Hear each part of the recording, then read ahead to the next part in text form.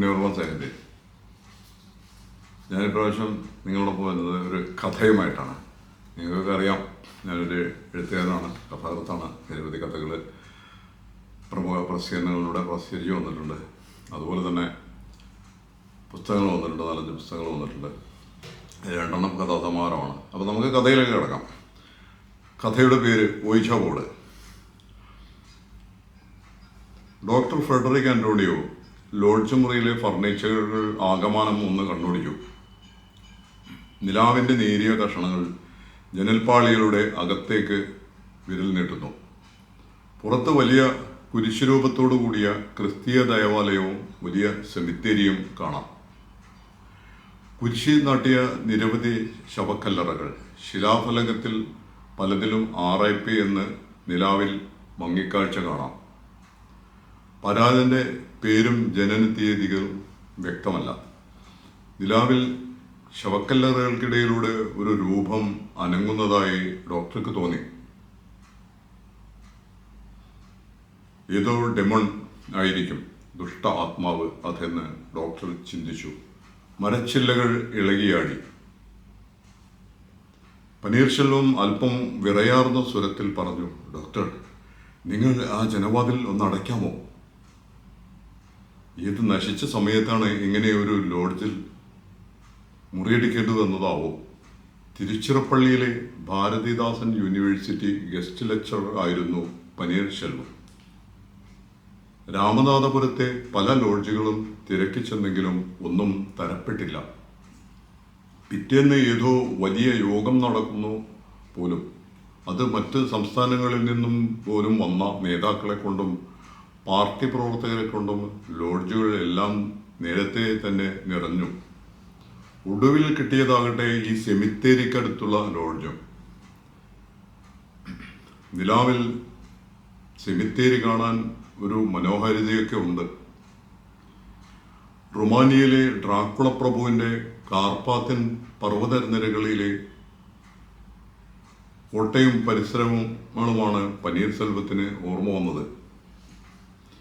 ഏതെങ്കിലും ഒരു ശവക്കല്ലറയിൽ നിന്നും ഒരു ആത്മാവ് ഉടനെ ഇറങ്ങി വരുമെന്ന് അയാൾക്ക് തോന്നി. ജനലിൻ്റെ കർട്ടൻ കാറ്റിൽ ഇളകിയാടി. അയാളുടെ ഉള്ളൊന്നു പിടച്ചു. ദൈവമേ, ഏതെങ്കിലും ദുഷ്ടപിശാചികൾ ഇറങ്ങി വരുമോ എന്തോ. ഡോക്ടർ, താങ്കൾക്ക് ആ കർട്ടൻ ഒന്ന് അടയ്ക്കാമോ? അർമേനിയക്കാരനാണ് ഡോക്ടർ ഫ്രെഡറിക്. അമ്മ തമിഴ്നാട് തഞ്ചാവൂർക്കാരിയാണ്. അച്ഛനും അമ്മയും അർമേനിയയിൽ ജോലി ചെയ്ത് സംബന്ധമായി കുറേ കാലം താമസിച്ചു. യെരേവാൻ യൂണിവേഴ്സിറ്റിയിൽ മെഡിസിന് പഠിക്കുമ്പോഴാണ് ഫ്രെഡറിക്കിനെ പരിചയപ്പെടുന്നത്. മനഃശാസ്ത്രത്തിൽ ബിരുദാനന്തര ബിരുദമെടുക്കുകയായിരുന്നു അദ്ദേഹം. പെട്ടെന്ന് ഇടിമിന്നലുകൾ ആരംഭിച്ചു. ഒപ്പം മരച്ചില്ലകൾ ഉലച്ചുകൊണ്ട് ശക്തമായ കാറ്റും മഴയും. വിദ്യുച്ഛക്തി ബന്ധം നിലച്ചു. പനീർശെൽവം മേശവലിപ്പിൽ നിന്നും മെഴുകുതിരിയെടുത്ത് കത്തിച്ചു വെച്ചു. അതിനിടയിലാണ് ഒരു ബോർഡ് അയാളുടെ ശ്രദ്ധയിൽപ്പെട്ടത്. ഇംഗ്ലീഷ് ആൽഫബറ്റും 0 മുതൽ 9 വരെയുള്ള അക്കങ്ങളും കൂടാതെ yes, no, good, goodbye കൂടാതെ ചില ചിഹ്നങ്ങളുമുള്ള ബോർഡ്. അതോടൊപ്പം ഹൃദയാകൃതിയിലുള്ള ഒരു പ്ലാസ്റ്റിക് കട്ടയും ഉണ്ടായിരുന്നു. പ്ലാഞ്ചറ്റ് ഹൃദയാകൃതിയിലുള്ള കട്ട. അയാൾ ബോർഡിൽ അക്ഷരങ്ങൾക്ക് മേൽ വെച്ചു.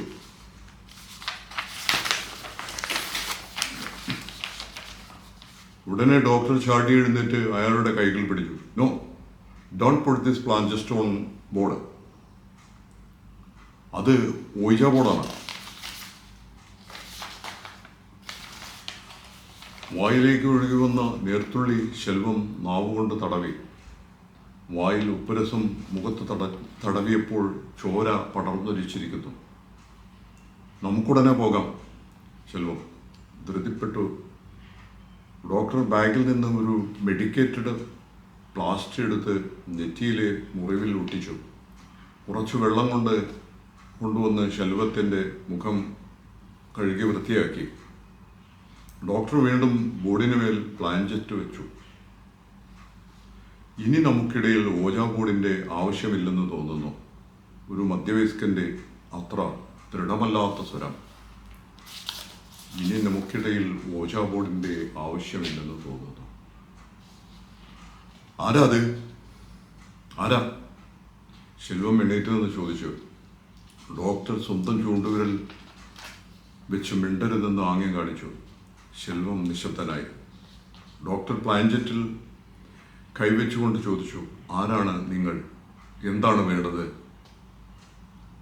എനിക്ക് വേണ്ടത് തരാൻ നിങ്ങൾക്കാകില്ല. എനിക്ക് കാണേണ്ടത് നിങ്ങളെയുമല്ല. പിന്നെ രാവിലെ ഇവിടെ ആരോ ഉണ്ടായിരുന്നു. അതാരാണെന്ന് എനിക്കറിഞ്ഞുകൂടാ. പക്ഷേ അവർ ആത്മാവിനെ വിളിച്ചു വരുത്താനുള്ള ശ്രമം നടത്തിയതായി എനിക്കറിയാം. നിങ്ങൾ മരിച്ചിട്ട് എത്രയായി? ഡോക്ടർ, അധികമായിട്ടില്ല, 2-3 ആഴ്ചയേ ആയിട്ടുള്ളൂ. എത്ര വയസ്സുണ്ട്? 50. വീണ്ടും ചില ചോദ്യങ്ങൾ ചോദിച്ചു നോക്കിയെങ്കിലും അതിനൊന്നും മറുപടി ഉണ്ടായില്ല. പ്ലാഞ്ചറ്റിൽ കൈവച്ചു നോക്കിയെങ്കിലും ചലനം കാണുന്നില്ല. Good spirit come, good spirit come. Doctor വീണ്ടും വിളിച്ചു നോക്കിയെങ്കിലും ഫലമുണ്ടായില്ല. പുറത്ത് പുലരിവട്ടം ചെറുതായി തൂവൽ കുടയുന്നുണ്ട്. മരങ്ങൾക്കിടയിലും അന്തരീക്ഷത്തിലും മഴയും മഞ്ഞും ചേർന്ന് തണുത്ത ഒരു ആവരണം സൃഷ്ടിച്ചിട്ടുണ്ട്. മൂടൽ മഞ്ഞ് മേഘശകലങ്ങൾ പോലെ മരങ്ങൾക്കിടയിലൂടെ ഒഴുങ്ങി നീങ്ങുന്നുണ്ട്. സെമിത്തേരി രാത്രിയിലും പകലുമുള്ള കാഴ്ചകൾ ഏറെ വിഭിന്നമാണ്. റൂം ബോയ് ചായയും കൊണ്ടുവന്നു. ആവി പറക്കുന്ന ചായ ഒരു കവിൾ കുടിച്ചപ്പോൾ ഡോക്ടർക്ക് ഉന്മേഷം തോന്നി. ഇവിടെ ഇതിനു മുൻപ് ആരാണ് താമസിച്ചിരുന്നത്? അത് 2 കോളേജ് വിദ്യാർത്ഥികൾ ആയിരുന്നു. 2 ദിവസമായി ഇവിടെ താമസിച്ചിരുന്നു. അവർ ഇന്നലെയാണ് പോയത്. റൂം ബോയ് പറഞ്ഞു. അവരുടെ അഡ്രസ്സ് ഒന്ന് കിട്ടുമോ? റിസപ്ഷനെ അന്വേഷിച്ചാൽ ചിലപ്പോൾ കിട്ടും. എന്താ സാർ കാര്യം? അങ്ങനെ പ്രത്യേകിച്ചൊന്നുമില്ല. ബ്രേക്ക്ഫാസ്റ്റ് ഇങ്ങോട്ട് കൊണ്ടുവരണോ അതോ റെസ്റ്റോറൻറ്റിലേക്ക് വരുമോ? ഞങ്ങൾ അറിയാം. റൂം ബോയ് കഥക് ചാരിക്കൊണ്ട് കടന്നുപോയി. തലേന്ന് സംഭവിച്ച കാര്യങ്ങൾ ഒരു പ്രേതകഥ പോലെ ഡോക്ടറുടെ മനസ്സിലൂടെ മിന്നിമറയുകയായിരുന്നു. ശെൽവമാകട്ടെ ഇനിയൊരു ദുശ്ശകുനത്തിനു കൂടി അവസരമൊരുക്കി ഒരു രാത്രി കൂടെ ഇവിടെ തങ്ങേണ്ട എന്ന നിലപാടിലായിരുന്നു. ഡോക്ടർ, താങ്കളുടെ പ്രോജക്റ്റ് ഇവിടെ വെച്ച് തീർക്കാൻ കഴിയുമെന്ന് എനിക്ക് വിശ്വാസമില്ല. നമുക്ക് മറ്റേതെങ്കിലും ലോഡ്ജിലേക്ക് മാറാം, ശെൽവം പറഞ്ഞു. നേതാക്കന്മാർ മരിക്കുമ്പോൾ സെന്റിമെന്റ്സിന് വിധേയമായി ജീവിതം തുലയ്ക്കുന്നവരുടെ കഥകൾ എനിക്ക് കുറച്ചുകൂടി കണ്ടെടുക്കേണ്ടതുണ്ട്. കുറച്ചുകൂടി ഡാറ്റാസ് കളക്ട് ചെയ്യണം. അതുകൂടി ലഭിക്കുമ്പോഴേ നമ്മുടെ പ്രോജക്റ്റ് സാധ്യമാകൂ. അതിന് പാവപ്പെട്ട മനുഷ്യർ തിങ്ങിപ്പാർക്കുന്ന ഗ്രാമങ്ങളിൽ പോകേണ്ടി വരും. ഇളവരശിയുടെ അളങ്കനല്ലൂരിലും പോകേണ്ടതുണ്ട്. ഇളവരശി ആരാണെന്നും അവൾ എന്താണ് ചെയ്യുന്നതെന്നുമെല്ലാം ഡോക്ടറേക്കാൾ കൂടുതൽ തനിക്കാണ് അറിയുന്നതെന്ന് ശെൽവൻ ചിന്തിച്ചു. +2 പഠിക്കുമ്പോൾ LTT പാർട്ടിയോട് ചെറിയ ആഭിമുഖ്യമുണ്ടായിരുന്നു. പിന്നീട് അവരുടെ നിലപാടുകൾ പലതും യോജിക്കാത്തതാണെന്ന് മനസ്സിലാക്കിയതോടെ ആ ആശയം ഉപേക്ഷിച്ചു. ജേർണലിസം കഴിഞ്ഞതോടെ ദിനമണി പത്രത്തിൽ അണ്ണാശാലയിൽ എഡിറ്ററായി ജോയിൻ ചെയ്തു. എഡിറ്ററായി ഓഫീസിൽ ഒതുങ്ങിയില്ല. ഇളവരശിയുടെ മേഖല ന്യൂസ് അന്വേഷിച്ച് രാഷ്ട്രീയക്കാർക്കിടയിലേക്കാണ് കൂടുതൽ പാവപ്പെട്ട ഗ്രാമീണർക്കിടയിലേക്ക് ഇറങ്ങിച്ചെന്നു. പാവപ്പെട്ട രാഷ്ട്രീയക്കാർ എങ്ങനെ ചൂഷണം ചെയ്യുന്നു, പാവപ്പെട്ടവരെ രാഷ്ട്രീയക്കാർ എങ്ങനെ ചൂഷണം ചെയ്യുന്നു എന്നതിൻ്റെ നിരവധി സ്റ്റോറികൾ അവർ എഴുതി. പല നേതാക്കന്മാരും സ്വന്തം പേരിലും പാവപ്പെട്ടവരുടെയും ബിനാമികളുടെയും പേരിലും 100 കണക്കിന് ഏക്കർ എസ്റ്റേറ്റുകൾ വാങ്ങിക്കൂട്ടുകയും വിദേശ ബാങ്കുകളിൽ കോടികൾ നിക്ഷേപിക്കുകയും റിയൽ എസ്റ്റേറ്റുകൾ വാങ്ങിക്കൂട്ടുകയും ചെയ്തപ്പോൾ പാവപ്പെട്ടവർക്ക് ഒരാഴ്ചത്തെ റേഷനോ ഒരു നേരത്തെ ഭക്ഷണമോ വില കുറച്ചു കൊടുത്തു. യുവാക്കളെ മോഹിപ്പിക്കാൻ ചിലർക്ക് ഒരു ലാപ്ടോപ്പ് നൽകി. ഇങ്ങനെ ചെറിയ ചെറിയ വാഗ്ദാനങ്ങളിലൂടെ വലിയ കുംഭകോണങ്ങൾക്ക് മറയിടാൻ ശ്രമിച്ചു. അത് ഏറെ കുറെ വിജയിക്കുകയും ചെയ്തു. നേരത്തെ ഭരിച്ച പല തലവറുകളും അതേ തന്ത്രങ്ങൾ തന്നെയാണ് പയറ്റിയത്. അന്ന് പെട്ടിക്കടകളും തയ്യൽ യന്ത്രങ്ങളുമൊക്കെയാണ് നൽകിയിരുന്നത്.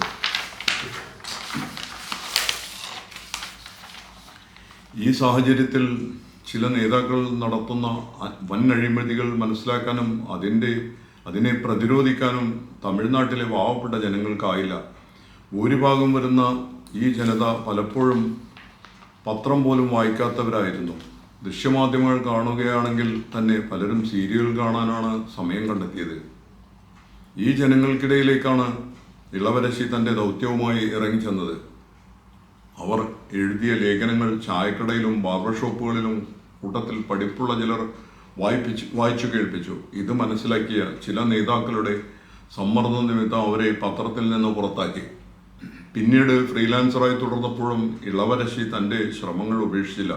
ഭരിക്കുന്നവർക്കും നേതാക്കന്മാർക്കും തലവേദനയായപ്പോൾ കുറ്റപത്രം നൽകാതെ തന്നെ വിചാരണ തടവുകാരിയായി.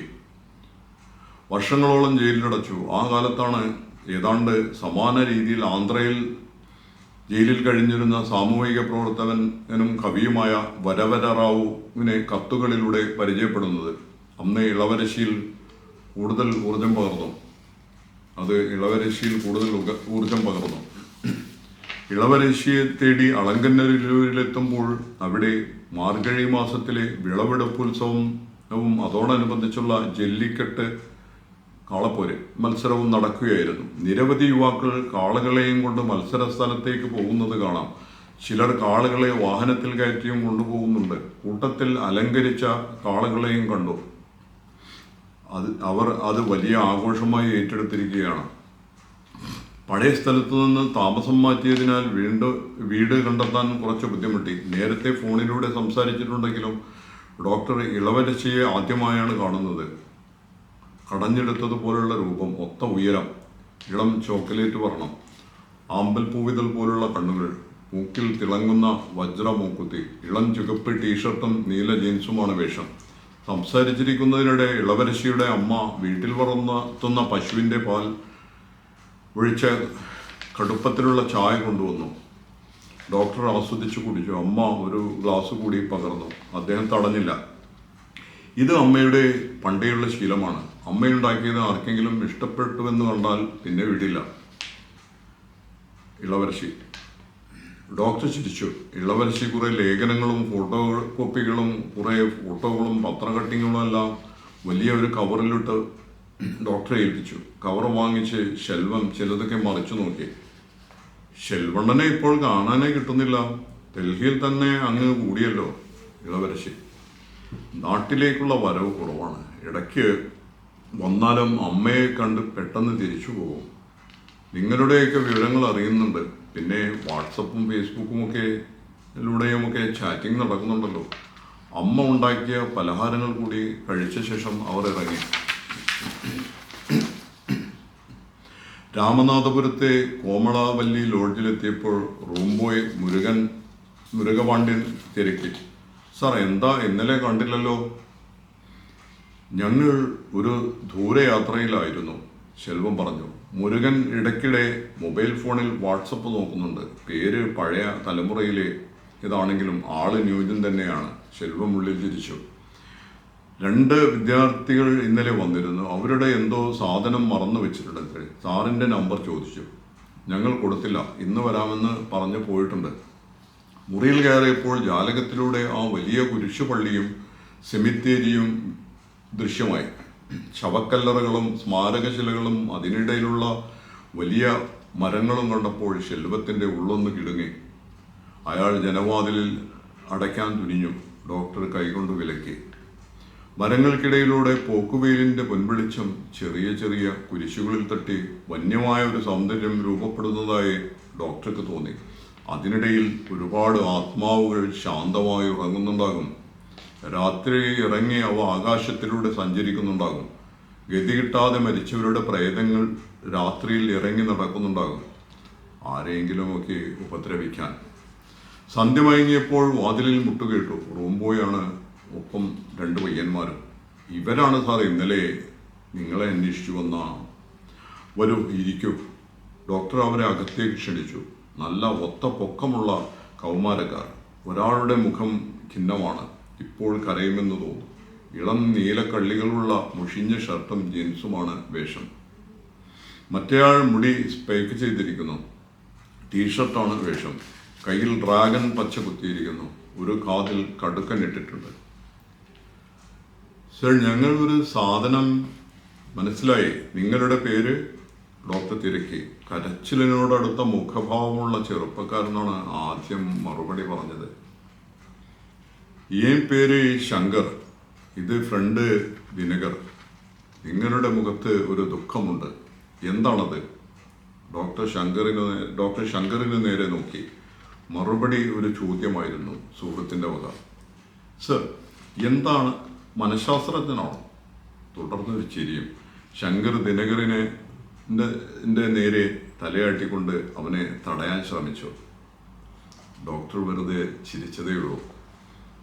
ആണെന്ന് വെച്ചോളൂ, എന്നാൽ പറയാമോ? ഡോക്ടർ, സർ, ഞങ്ങളുടെ ആ സാധനം ആ മേശവിരിപ്പിലാണ് വെച്ചിരുന്നത്. ദിനകർ, അതിൻ്റെ സീരിയസ്നെസ് നിങ്ങൾക്കറിയാമോ? ശെൽവം കൗമാരക്കാർക്ക് നേരെ ചൂടായി. ഡോക്ടർ അയാൾക്ക് നേരെ നോ എന്ന് തലയാട്ടി. അതിങ്ങോട്ടെടുക്കൂ. ഡോക്ടർ ശെൽവത്തിനെ നോക്കി. ഡ്രോവർ തുറന്ന് ബോർഡ് ഡോക്ടർക്ക് നേരെ നീട്ടി.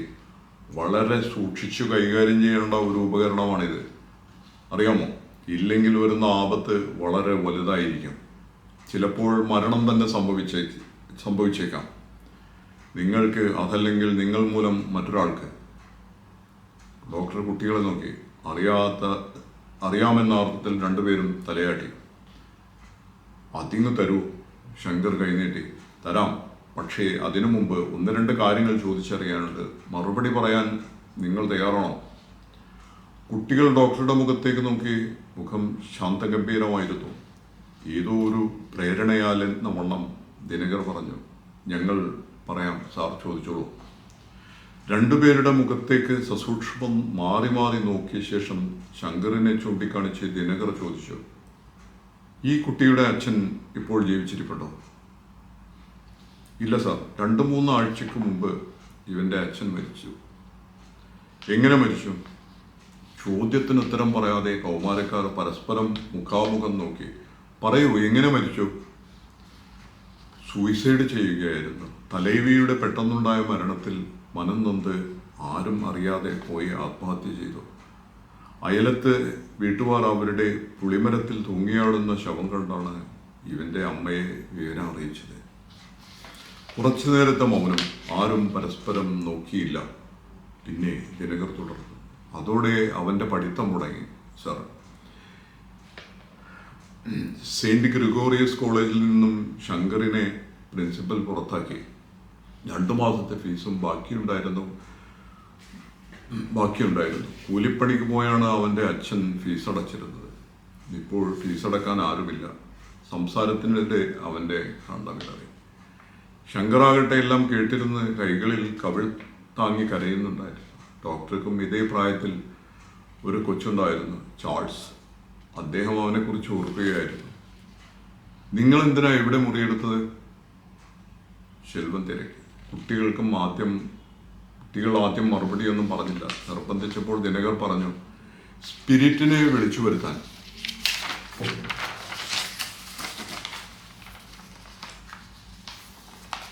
സ്പിരിറ്റിനെ വിളിച്ചു വരുത്താൻ?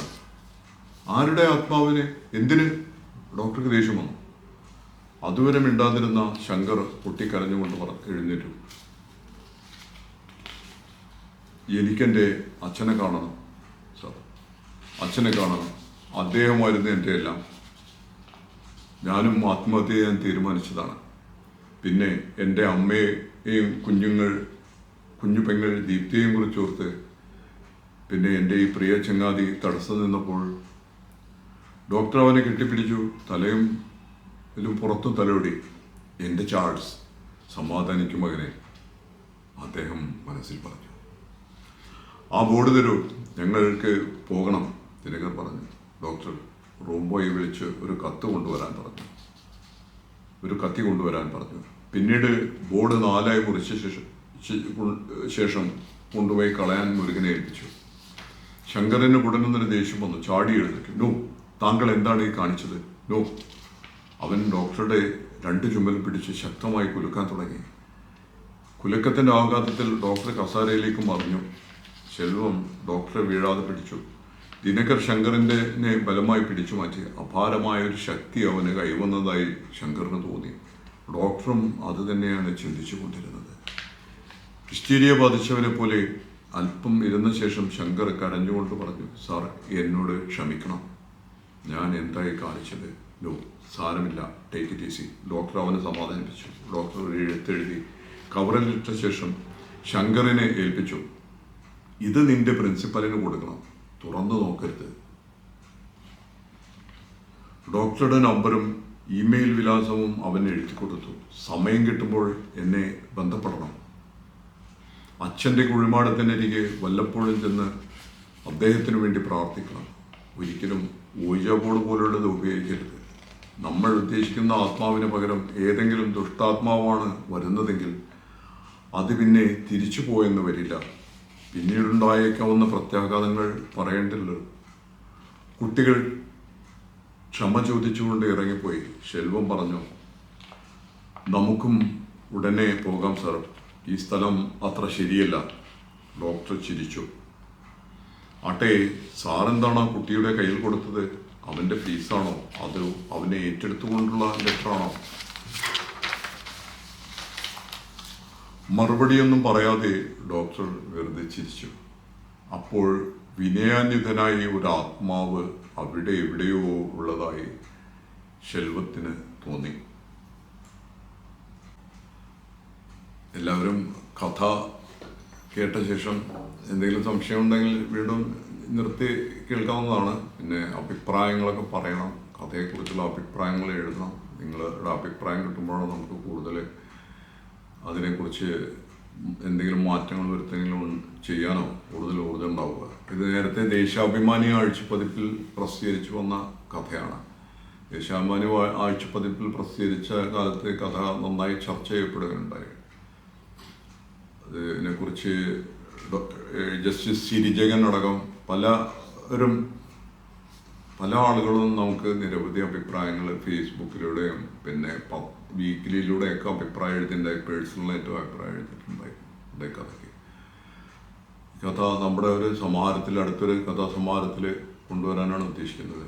നിങ്ങളെല്ലാവരും വായിച്ച് അഭിപ്രായങ്ങൾ പറയണം, കമൻറ്റുകൾ എഴുതണം, ലൈക്ക് ചെയ്യണം, ഷെയർ ചെയ്യണം. ഞാൻ നിങ്ങളോടൊപ്പം പുണ്യകർമ്മ സൈനിധി സൈനിങ് ഓഫ്. നന്ദി.